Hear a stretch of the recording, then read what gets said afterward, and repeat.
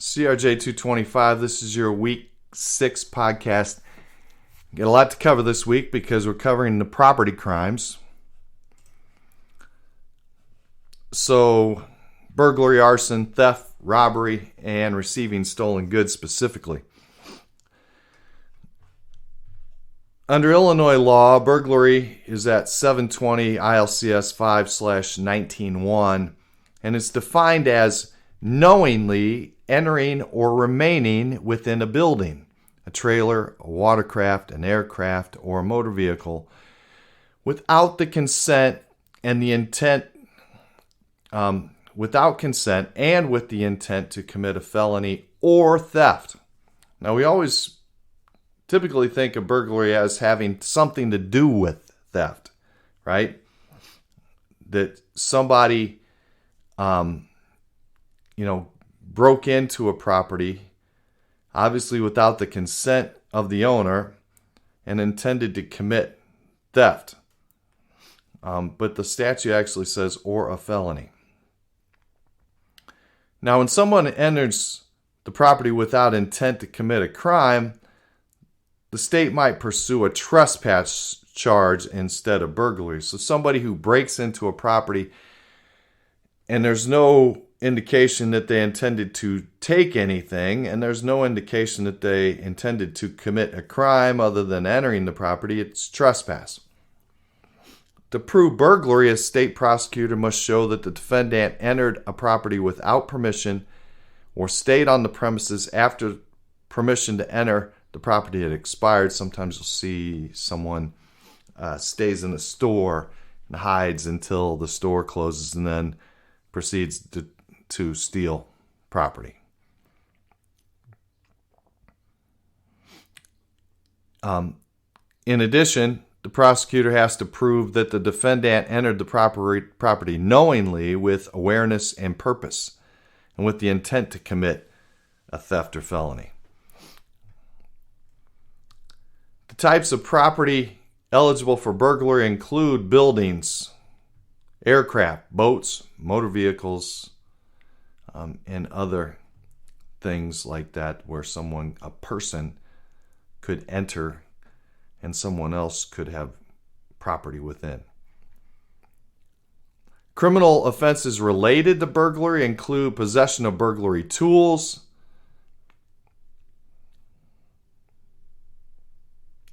there's several objects that are considered to be tools of the burglary trade. If you're caught in possession of these tools, you could face a Class 4 felony and up to 1 to 3 years in prison. Burglary tools are defined as any key, tool, instrument, device, explosive, suitable for use in breaking into a building, house, trailer, watercraft, aircraft, motor vehicle, railroad car, or any depository designed for safekeeping property or any part thereof with the intent to enter any such place and commit a felony or theft. Some defenses of burglary or to burglary: you have permission to be on the property, you have permission to enter the property. Now, that might not be to stay. So if you're in the bathroom at the mall and the mall closes while you're in the bathroom and you come out and all the doors are locked, well, you didn't have permission to stay necessarily.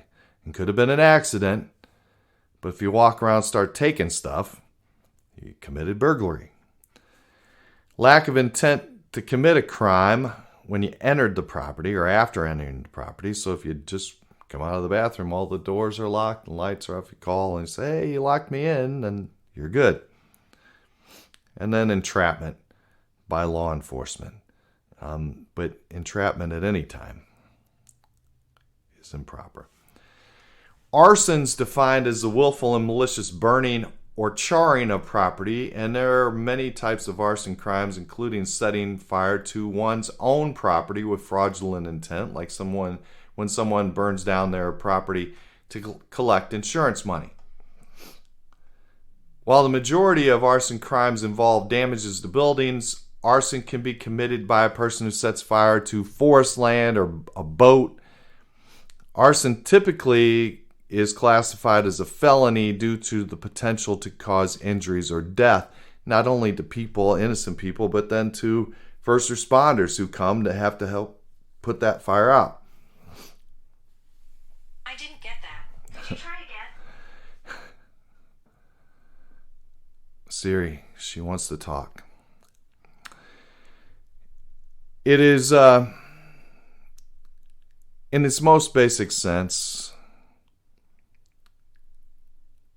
you knowingly, by means of fire explosives, damage any real or personal property of somebody else without their consent, or your own property with the intent to defraud an insurer.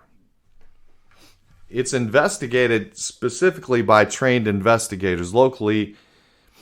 These people typically work in the fire department, and they use the most advanced chemical analysis to locate the point of origin of a fire.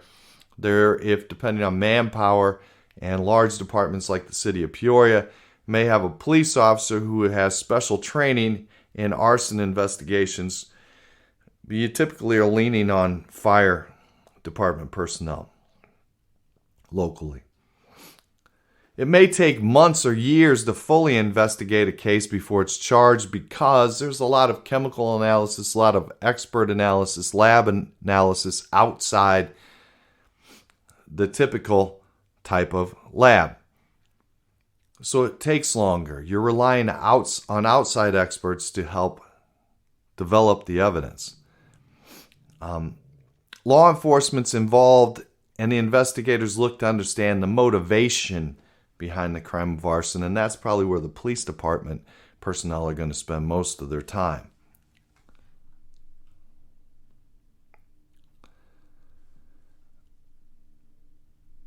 Now, in Illinois, there's a dollar amount that has to exist before a charge of arsons, and there are certain structures that don't have a minimum value because they're places like schools and churches. And then, as with anything, there's aggravating factors dependent on the circumstances. So if someone lights a building on fire and there's a person inside, it's aggravated. If a person was injured, that could be an innocent party or a first responder, police or firemen. If they're injured, it's aggravated. Let's switch over to theft. 720 ILCS 5/16-1 classifies theft as an offense directed against property. It's not against a person. Property is defined as anything of value. Now, property is often thought about as real estate, tangible possessions, or money. It also includes things such as a written document, labor, theft of labor. Somebody steals somebody's time. You do a job for somebody and they won't pay you. Or services. You can steal electricity. You can steal pets. I had a case one time where an individual, it was creepy. I mean, I didn't have the criminal case that came out of it, but I had the property. And this guy tunneled from one house to his neighbor's house into the neighbor's basement, and which is creepy enough, and then ran electrical cords from the neighbor's house, basically sucking electricity from the neighbor's house to run his own house next door. And I'm serious as a heart attack, dug a tunnel. That's creepy. A person commits theft of property belonging to another when they knowingly obtain or exert unauthorized control over the property. They control the property of the other person by deception, by threat. They obtain control over stolen property, knowing it was stolen, or if a reasonable person should have known it was stolen. And you know those circumstances, and you hear them all the time, and you may have been offered something that looked, smelled, was too good to be true. If it was too good to be true, it probably was stolen. Hey man, I got this 75-inch, all the new stuff television. It's in this van, meet me around the corner, $50. I just saw that they're locking up Ben and Jerry's ice cream in certain places, and then they're putting those security tags on it because people are going in and swiping it by the armloads from the store and then selling it for $1 on the street when it's $6 in the store. Come on. You know, right? That's what we're talking about. A reasonable person would know it was stolen. Or they obtain or exert control over property in the custody of an undercover law enforcement officer who explicitly represents the property as stolen.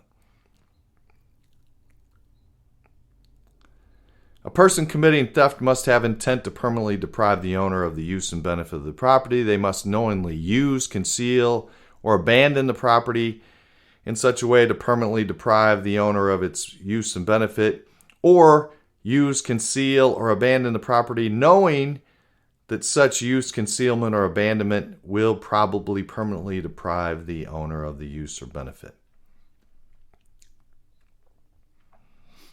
There's no minimum value on stolen property.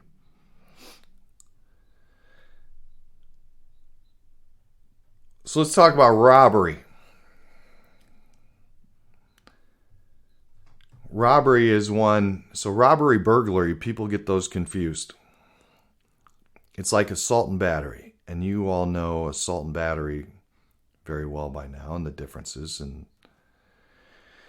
it's a little bit the same in the sense that a lot of times people will call into dispatch and say, I've been robbed, when they've really been burgled. There's been a burglary. So let's break down robbery, and you see why that's a major distinction. That's where hopefully the dispatcher gets some facts and then lets the police officer know, because just like battery is heightened from assault, robbery is a different crime than burglary, and you probably come in lights and sirens. So remember what burglary is. Burglary is being in the property to commit a felony or to take something. But it's a crime against the property. To convict a person of robbery, prosecutors must show beyond a reasonable doubt that the defendant took property, which can be anything but a motor vehicle because there's a separate offense for that, from another person, from a person, not a place, okay, by using force or threatening the use of imminent force. So by committing a battery or an assault. From the person. Very different. Illinois robbery laws may escalate the charge if while committing the robbery, the defendant does any of these. They carry any type of weapon, firearm or other weapon, discharge a firearm during the crime, discharge a firearm within the proximity, and it causes great bodily harm. Within the proximity, you don't have to aim it at somebody. They just discharge it, and it causes bodily harm, permanent disability, permanent disfigurement, or death of another person.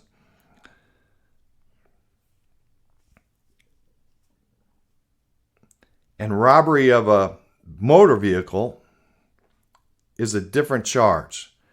Now, some defenses: lack of intent, lack of knowledge, no bodily injury was caused, no force or threat was used, no property was taken, and sometimes intoxication.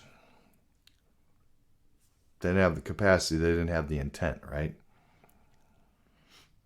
But note that difference. Robbery is from a person. Burglary is from a place. When you get the call that a robbery has actually occurred, someone has used the threat of force or actual force, that's lights and sirens. That's immediate. That's go to protect somebody. If somebody comes home and their garage door is broken into and somebody stole their lawnmower, well, that's a bad thing. Lawnmowers are expensive, and nobody wants to have to worry about somebody breaking into their property. That's also, it's offensive and it's worrisome. It causes people worry. But the perpetrator's not there, and there's no need for the officer to come lights and sirens at a high rate of speed, putting themselves and others in danger. Know the differences.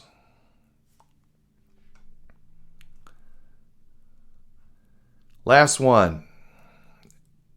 Let's circle back to receipt of stolen goods. Under Illinois law, theft does not exclusively include taking the property of another with the intention to permanently deprive the owner of the property. Individual also commits theft by knowingly obtaining property after it's been stolen. You weren't the person who stole it, but you know it was stolen and you have the property.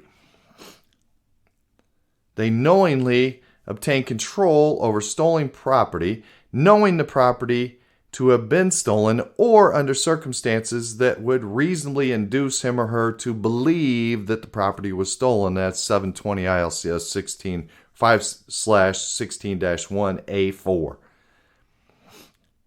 An individual can be charged with the Illinois criminal offense of receiving stolen property if the individual holds, obtains, or receives property that the individual knows is stolen. The person charged must also prevent the owner of the property from getting the property back or receiving the property for personal gain. The requirement that the person charged knows the property was stolen does not mean that the person has actual knowledge. Again, if the circumstances would put the reasonable person on notice that the property was stolen, the recipient cannot simply bury their head in the sand or fail to inquire further. Ignorance. I never knew it was stolen. Where'd you get it? This guy had it in the parking lot. He had a whole van full of them. Didn't you think that the price was a little off? Yeah, but I just thought it was a good deal. He said he got them at a warehouse. Good deal. No. So that's receipt of stolen goods. That's our property crimes.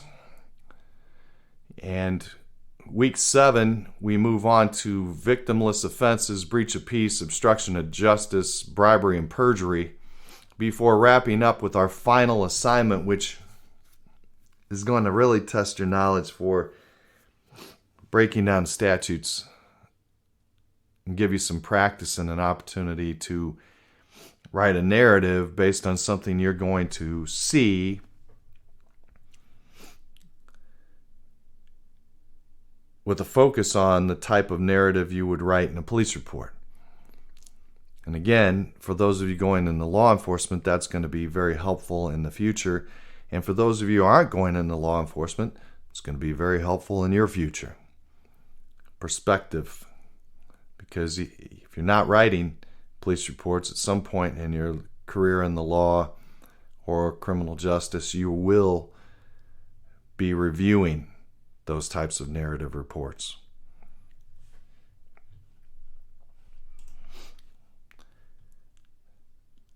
It's your week 6 podcast for summer. I appreciate all your efforts the first 5 weeks. Only a couple more to go after this week, so please keep your energy up. And if you need me, you know where to find me.